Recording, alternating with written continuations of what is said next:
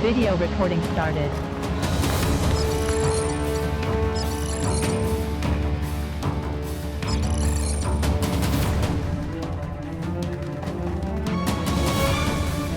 (972). Support is on the way.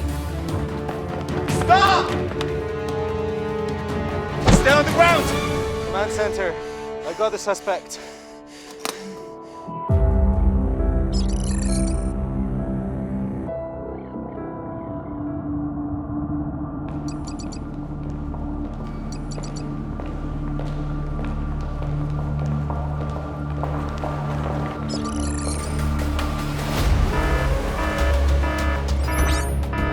Enter emergency mode. Okay, stop. Suspect spotted. Come to my position ASAP. Roger that. Let's go. Check his ID.